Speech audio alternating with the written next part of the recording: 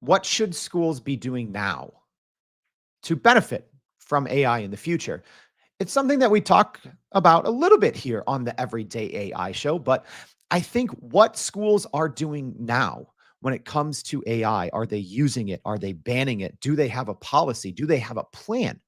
I think so much of what schools are doing today is going to greatly impact our collective tomorrow, not just for the students in school, but for our economy, for our society. I think this is a very important conversation to have. So, we're going to be talking about that today and more on Everyday AI. What's going on, y'all? My name's Jordan Wilson. I'm the host of Everyday AI, and this show is for you. It is your daily live stream, podcast, and free daily newsletter helping everyday people like you and me not just learn generative AI, but how we can all actually leverage it. In today's conversation about what schools should be doing now for an AI future is no exception. I think this is an extremely important conversation and have a great guest for today. But before we dive into that, let's do as we do every single day and dive into the AI news. All right, so Microsoft is making a $1.5 billion investment in UAE company G42. So, according to reports, Microsoft will invest $1.5 billion in the AI firm G42 after the company agreed to end cooperation with China and pivot to American technology. Microsoft's investment in G42 is a significant move in the field of AI and shows the increasing importance of the UAE in this industry. So, this partnership will focus on AI technology and infrastructure to underserved nations in the Middle East, Central Asia, and Africa. Also, the company G42's decision to end cooperation with China, which was part of this agreement, and focus on American technology is likely due to increasing pressure from the US government and concerns over potential partnerships with blacklisted Chinese companies. Also, this deal reflects the ongoing tensions and power struggle between the US and China in the global AI markets. Some however, may argue that G42's decision to sever ties with China and pivot to American technology is not a sincere move, but rather just a strategic business decision.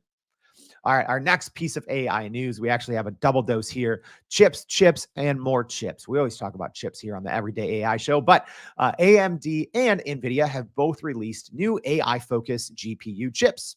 So AMD has unveiled new processors targeting AI-enabled PCs aiming to compete with NVIDIA and Intel, although it's really just NVIDIA in a category of their own right now. So AMD's new processors utilize advanced 4 nanometer technology and are set to be released in the second quarter of 2024. Gardner is predicting that AI PCs, kind of a new terminology, will make up 22% of all PCs by 2024. So what that means is essentially PCs or computers that have the ability to run generative AI locally, such as large language model, edge devices, etc. Not to be undone, NVIDIA silently released updates to its GeForce RTX lines of GPUs, which are aimed at consumer computing and not, cloud computing. So NVIDIA released the RTX A1000 and the A400 entry-level GPUs. All right, we're going to have more on those stories and more on today's in today's newsletter. So if you haven't already, make sure to go to youreverydayai.com and sign up for that free daily newsletter. A lot more on the news, what else is happening in the world of AI, and a lot more from today's interview as well. So speaking of that, we have to be talking about how AI is being used in the educational system. So don't worry, you're not just going to hear me go on a rant, because I've done that probably once before. So let's go ahead and bring on our guest for today. So please help me welcome Darren Coxon, the founder of Coxon AI. Darren, thank you so much for joining the show. It's a pleasure to be here. Thanks for having me, Jordan. Oh, absolutely. Darren, can you just help explain to our audience a little bit of what you do at Coxon AI?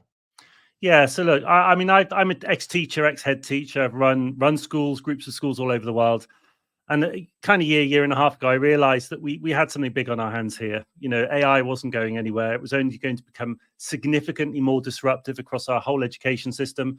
And so I decided to really go right down the rabbit hole, went right in there.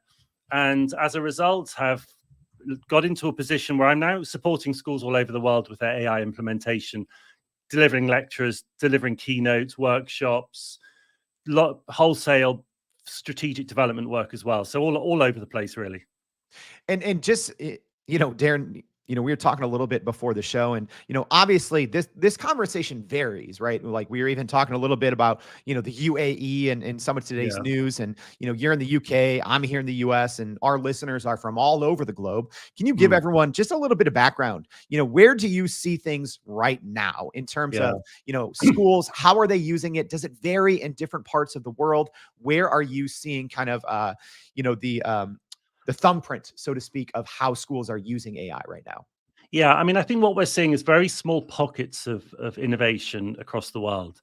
And by small pockets, I would literally might mean one teacher in a school. There's very little whole school adoption of AI at the moment. There's still quite a lot of fear. There's still quite a lot of ignorance, just in the way that people don't know what they don't know. I think we're not at the moment seeing that wholesale adoption of AI. We're just sort of seeing one or two people who are kind of playing around the edges and finding their way and feeling their way through. So I think we've got quite a long way to go yet. And Darren, you know what? Like if I would have hit the rewind button to Mm, maybe a year ago or 2 years ago, I think that what you just said would make a lot of sense. Why do you think we are this far in to kind of yeah. the generative AI world, yet there are so few schools or so few educators that are actually taking advantage of this technology? Why do you think that is? I think, well, number one, schools move very slowly.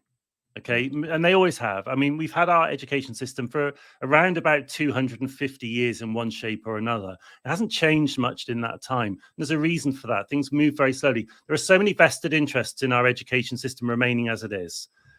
As much as anything, the university system, they need a certain product to leave, to leave the school and to move into university. So I think we've got ourselves into a situation where we've got so many interconnecting parts. It's actually very, very hard to change that narrative. And I think it will have to happen slowly, but it's going to take time. Another reason is a lot of teachers simply don't have the time. Yeah. And I work with teachers all over the world, and they're all telling me the same thing, that when am I going to have the time to learn this? It's so much to take in. It's so complicated. And they're hearing the fear, they're hearing about bias, they're hearing about, deep fakes and voice cloning. And I think there's just an awful lot of fear wrapped around AI. And as a result, most teachers are like, well, AI don't have the time. And B, do you know what? It just terrifies me. And I just rather not even think about it. You know what, Darren, you bring up a good point there, right? Because those concerns are valid. Mm, But at the same time, something that I've, been talking about here on the show, and something, maybe when we're consulting with businesses, I tell people, swap out the word generative AI or large language models for the word internet, and then see if that comment still makes sense. mm. Do you think that maybe it is more of a fear piece that is keeping this from the schools, or do you think that it is more of just a misunderstanding? Because I think those are two of the Yeah, I biggest agree. issues. Which one, if you had to pick one, is it maybe fear or misunderstanding that is maybe keeping AI from making its way into the educational system? I think they're both, and I think one follows the other. And we see this across history, that fear follows misunderstanding. Because if you don't understand something, then you become scared of it. The reason I'm doing what I'm doing is I'm naturally, I'm a sort of personality. When something concerns me and makes me nervous, I need to learn as much as I can about it. I've always been the same. And this is why I'm doing what I'm doing, because I can see that there is a tremendous amount of concern around things like ChatGPT writing your essays for you, things like we're no longer going to think for ourselves because AI is just going to do the thinking. We can kind of co-opt our thinking to AI. This sort of fear, this fear narrative, essentially it's bred of ignorance. And as soon as you start to unlock AI, which we can give a few examples in a moment, some of the potential unlocks, people are just going to stay in fear. So I think we have to change that narrative, stop talking about AI and fear all the time, and start talking about AI and creativity and AI and innovation and AI as an unlock. That's when we can start maybe to change the narrative. Mm. Darren, one of our someone tuning in live here on YouTube had a great point talking about, said, I would argue that children and young people will use AI Yeah, faster than the they already school are. system can keep They up, already right? are. Um, I mean, teachers have to be aware, correct? Yeah. That just about every student is using, whether it's Chat GPT or Claude or Gemini, but teachers have to be aware that students are using large language models to write their papers or to help in some way, shape, or form. Yet schools still haven't, for the most part, really embrace this. So maybe Yeah. what are the steps? Does it start with Yeah. leadership? Yeah. Yeah. Like, where does this actually start? Yeah. I think, yeah, you've just hit on the exact place to start. Just back to my first point, the challenge we have with small pockets, is that there's no sort of strategic direction with AI in most schools. They're kind of playing around the edges rather than actually getting stuck straight in. So one of the first things that has to happen is that we need some alignment with the leadership team level. We need, basically, the head teacher, the governors of the school need to be working. This is why most of my work is at the leadership level. Most of my work is at the strategic level. I don't do a great deal of working with individual teachers. I work with the heads. I work with groups, the heads of CEOs of big groups of schools, because actually you need that alignment first. And it's bizarre, because often we talk about top down being bad, but actually, because of the amount of fear we have, you have to have your head teacher feeling comfortable personally with he or she needs to be feeling comfortable using it for themselves personally, in their own job, in their own personal life, or what have you. And once you do that, actually, that's when the unlock. It's like dominoes. You've got to start with the first domino, because if you don't, and all of those dominoes further down the track are going, the ones at the beginning are still standing, and they've not got the energy of the rest of the school. So always start at the top, and then if you can get that alignment, then I think the rest should follow. Yeah, Darren. So I'm interested, as someone that's talked to probably way more educators than any of us, listening or tuning in. What is maybe a thing or two that you've maybe been taken aback by talking to these people in leaderships, people who are running school districts, CEOs of systems, however it's set up? Maybe what's some of the feedback that you've heard, or questions that you've heard over and over, that you were just like, wow, there is really a deep misunderstanding of this technology. Yeah, I think the idea that AI will just do our thinking for us.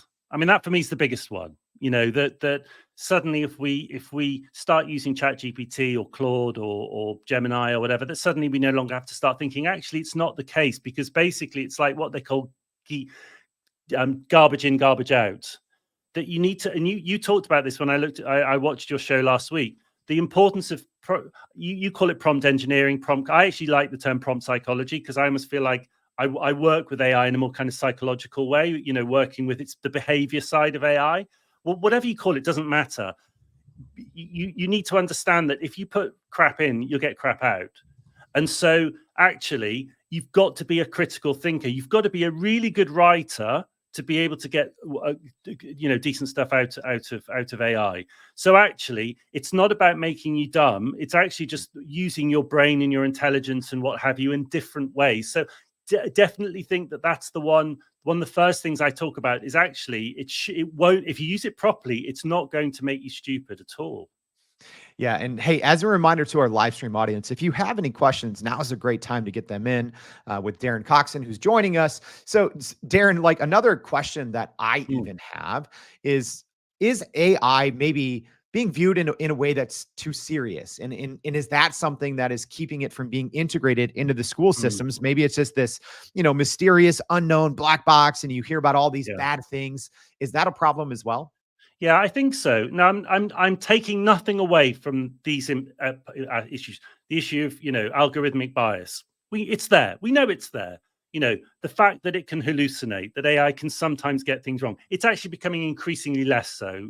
I think anyone who keeps up with it. A lot of people talk about the narrative around when ChatGPT 3.5 came out and it was hallucinating quite a lot, or the first iteration of Google Bard, which was just the worst. I mean, it was a dreadful AI, quite frankly. Gemini is actually quite good. I mean, like, what did you do in the background? It's actually quite good. But those are important, don't get me wrong. But if you focus on that first, if the first thing when you're talking to a leadership team or a bunch of school teachers is, oh, you need to watch for this, and this, you're just breeding fear. I actually think the first thing I say is just have some fun with it. Okay, play with AI. Just personally, go home, open up ChatGPT. Just have some fun prompts. I give all of my prompts away. Anyone who follows me on LinkedIn will know I just give masses of stuff away. All my crazy ideas. You'll see a bunch of carousels on LinkedIn. You'll think, what? They're all just fun. It's just ways that we can start to enjoy using AI. Because if you can get that hook, then you can start thinking, okay, this is great, But let's think about the other side. So I'm always a bit, I kind of go fun before fear, I suppose. Do you have maybe an example of that? Because I think that there's probably a lot of educators out there listening and tuning in maybe on the podcast who are saying, okay, that's a great idea, Darren. How do I do that? Yeah. So look, I had a really good one just the other day. I was sitting with my daughter, 17 years old. She's learning, she's reading A-level literature at the moment. And I set up a prompt which had her having a conversation, three-way conversation with Clarissa Dalloway, Mrs. Dalloway from the novel by Virginia Woolf, and Virginia Woolf. So the three of them were in conversation with each other. And my daughter, who's super bright and actually very, very cynical about AI, she's like, what are you doing? She's like, this is amazing. I'm unlocking so much here. I've had, enter a scene in a novel at the moment, just before something happens, and have a walking tour of that scene. So I did one where just before the animals evict Mr. Jones from Animal Farm, and the student can go into the scene and walk around and meet characters and interview the characters before Farmer Jones is kicked out of Manor Farm, that then becomes Animal Farm. So it's these sorts of ways that Gemini works brilliantly for this, and so does Claude, by the way. I tend not to use ChatGPT very much at all, actually. I'm a big power user of Claude and Google Gemini. Just fine. A simple prompt, maybe a half to 1 page prompt. It's simple. Actually, it's fairly complicated, but it's quite a long prompt. Can unlock so much. And then the insights that come from that conversation are remarkable, absolutely remarkable. Yeah, and maybe that's a great example, I think, right? Like that your daughter could go in there and learn in a new way. I'm also curious, do you think that maybe not just teachers, but educational systems, are they maybe afraid? Do they maybe look at large language models as a competitor and say, okay, well, Yeah. hey, we don't want this tool out there that's free or low cost to do a better job or Yeah. as good of a job as us? Is that an issue? It is. And I think that's one of the, the point I made before about one of the biggest kind of misnomers. That's the other one. It's like, oh, AI will take our job. It won't. It just won't. So you need to understand that AI, it's the garbage in, garbage out. AI just sits there waiting to be used. AI doesn't make the first move at the moment. I mean, it will in future, but right now it doesn't. People need people. Children need adults. They need role models. They need people to inspire them. They need people to encourage them. AI is not going to do that.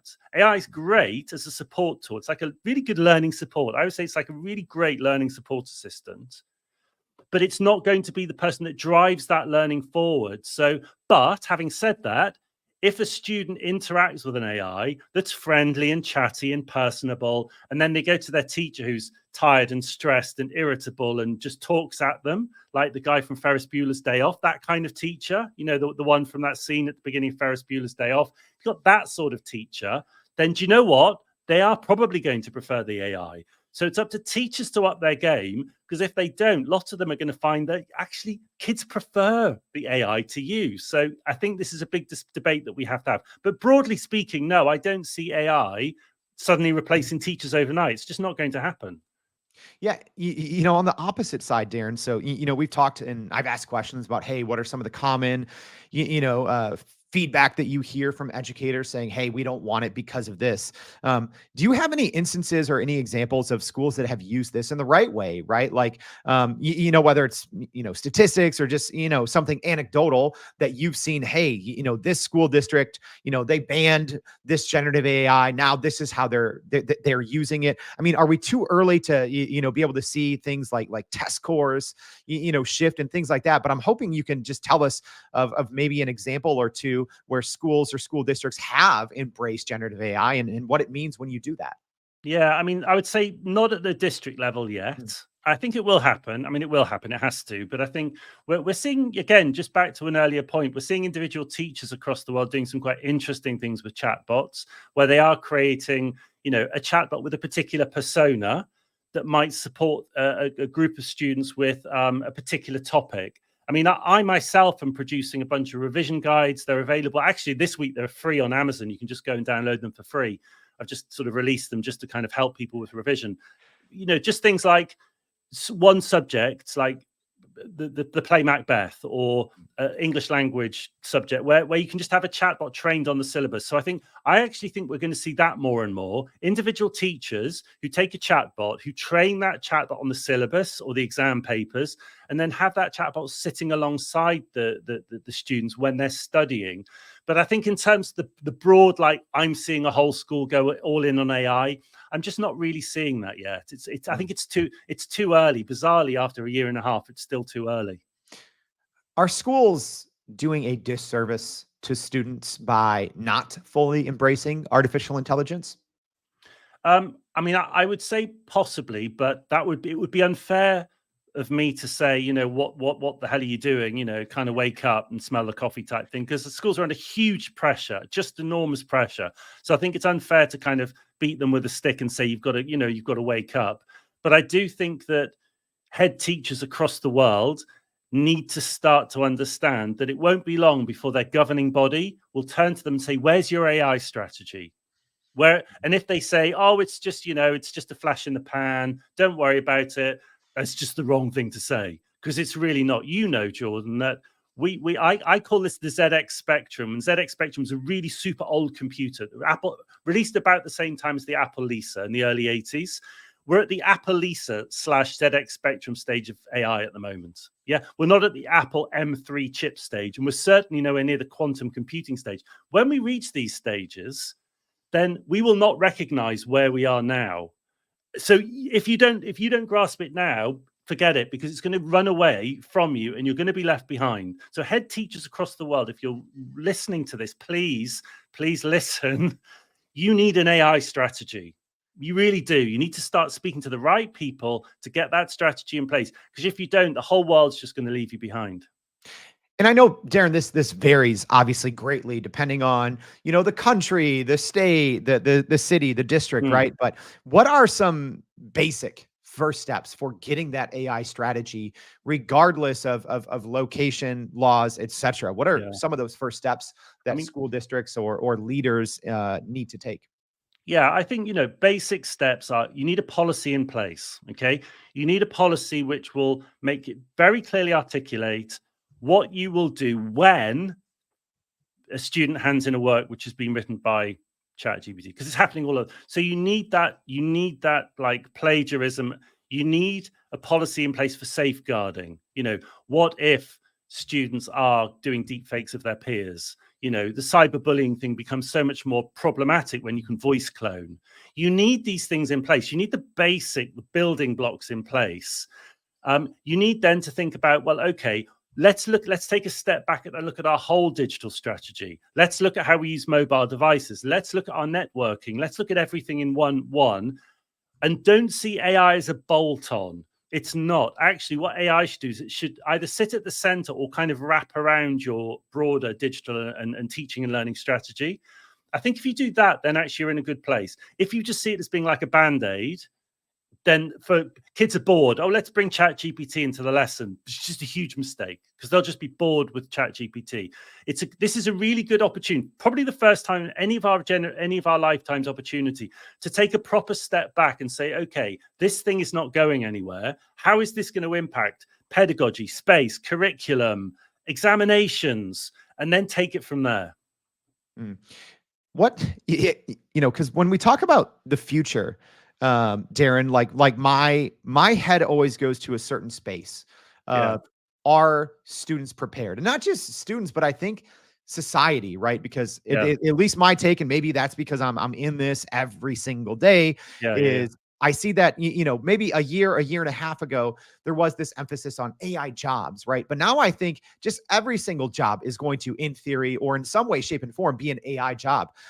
Specifically now, are students prepared for what will be required of them, in the first leg of their career? It feels like we're in this middle of this grand experiment, doesn't it? Do you not feel like it's like we're all in the middle of this kind of grand, like Truman Show style experiment that keep expecting kind of the Wizard of Oz to appear? Look, none of us know for sure, do we? None of us actually know. All we know is this. Okay, we've kind of got, like, if you imagine an XY axis, we've kind of got bot level at the moment. We've kind of got this kind of level where this is everything below that level. ChatGPT can do better than us. or DALL-E or Midjourney. They can just do better than us. We have to teach above that level. So all of our efforts and energies and our attention and curriculum need to be teaching above that level. Because if we teach down below here, what are we teaching? We're teaching kids to compete with ChatGPT. Forget it. It's already better than they are. Midjourney's already a better artist than 99.9% of the world. So don't bother. Teach above that line. So I think in terms of the jobs and careers in the future, all of those jobs and careers are going to be sitting above that line. The problem we have, of course, that line's rising all the time. It's just getting higher and higher. So, but we need to be sitting at the top. The human skills, debate, what we're doing, the persuasion, presentation skills, debating skills, critical thinking skills, that kind of thinking outside the box, all of that kind of very personal stuff. That's where we need to be sitting. Because if all we're doing is teaching stuff ChatGPT can do, then why we're redundant in that area now. One thing that I've heard a lot from, not just educators, but parents as well, is that it takes so long, especially here in the US, that Yeah. we won't even say innovation, that Yeah. any change moves Yeah. at snail's pace, right? Like to get something approved, you have to go before, six committees, and you have to wait months and years. And sometimes it's just too slow. Is Yeah. that a problem? Are students of today going to, maybe some of them, get left behind because of just sometimes this archaic snail-paced nature of school systems? So I think, look, the sort of the pessimist in me, I mean, I'm a fairly optimistic person generally, but the pessimist in me says it's going to get worse before it gets better. What's going to happen is essentially you've got like the world moving at 1,000 miles an hour and the school system moving at 5-10 miles an hour. And it's like a piece of elastic. It's going to get to the point where it just breaks and just snaps. And I think the fault line sits with the students. So what I can see happening is a lot of students just voting with their feet, just saying, in this school system that what you're offering me is completely worthless. And I can now educate myself. My 8-year-old son is learning about DNA through Pi. I mean, he's 8 years old and he's having in-depth conversations with Pi about DNA. And he was this morning at breakfast teaching me 8 years old about DNA. And I'm just thinking that's only going to get more so. Kids are going to be able to just have a conversation with an AI who's really friendly and personable and breaks stuff down as an encouraging and is always on when they want to learn at 8 o'clock in the evening, not 8 o'clock in the morning. So I think that's the problem that we're going to find in the next 2 to 3 years. We're going to get to an inflection point. We're not there yet, but I think we will get there. And at that point, then we really need to be listening to our kids, because I think they're just going to vote with their feet. I love that saying, vote with their feet. And I think that we're going to start, I've said that before, I think we're going to start to see that, especially here in the US, universities that are still in the year 2024 banning generative AI. I said, be prepared for your enrollment to go down, whether it's not this semester, but next, but I think it'll come. Also, Darren's son is not talking to Cake, Pi. If you haven't heard, it's a chatbot from Inflection AI. But Darren, I like that you've also brought in, your family and how your family is using AI and how they're even getting somewhat of a different or unique education. What do you see the future of education for those institutions that do implement generative AI in the right way? Because, you kind of said, hey, we don't want to teach what ChatGPT already knows, but what happens as these models get smarter and smarter? How does that change, what the future of education might look like? Yeah, I think, look, the stuff that we need to learn, I think we're just going to be able to learn it faster, because it's going to be able to hit the sweet spot. We talk about hyper-personalized learning. There's a danger to that. It could atomize us and we're on our little learning bubble. So we need to make sure we're not just kind of locked into this very personalized world. But I think if we can accelerate some aspects of learning through using artificial intelligence, and as I said, I'm seeing it myself personally, so I know it's happening because it's happening with my own family, my own children. They're benefiting from it. I think we're going to have more time to do things that add value to ourselves as human beings. So, music. I want to see everyone learning a musical instrument. I want to see everyone doing mindfulness and meditation. I'd love to see every student doing some martial arts. So those sorts of spending time in nature. I loved seeing the idea. I love it when my kids climb trees. So that I want us to focus on the human skills. And I think if we can do that, I think we could actually enter a very, very, a really very beautiful period in human history if we get this right, and now is when we have to get it right. This is our opportunity. This is why I do what I do. Mm. So, Darren, we've talked a lot in today's conversation, but to summarize our talk here as we wrap up, because we've talked about the importance of getting your leadership aligned, the importance of making AI a little more fun and not as serious, and we've talked about some of the ethical issues, right? Deep fakes and what that means when you combine that with cyberbullying. But maybe what is your one important or maybe most important takeaway, which I know is hard, but in terms of what schools need to do now to prepare for the future? Just start to use it. Really low stakes. Okay. Start to use it. Take it into a lesson with maybe some younger students than not exam students, maybe your 13, 14-year-olds, maybe before they start their main exams, in a very low stakes way. And just start to have collective fun with it. And teachers enter the room as students with your students. Yeah.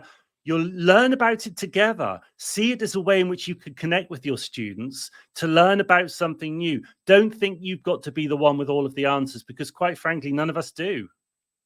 That's a great parting piece of advice, that no one has the answers. So we should be finding it out together and at Yeah. least using the technology that we all have available that can really change and reshape the future of education. Darren, thank you so much for joining the Everyday AI Show. Thanks for We having really me. appreciate your insights. Thank you. And hey, as a reminder, everyone, Darren mentioned a lot of different things. He said just release some free resources. We'll probably be putting those in the newsletter. But if you missed something, or if you were busy, maybe walking your dog or something else, and there's something you missed, we're going to recap it all in the newsletter. So make sure to go to youreverydayai.com, sign up for that free daily newsletter. Thank you for joining us today. We hope to see you back tomorrow and every day for more Everyday AI. Thanks, y'all.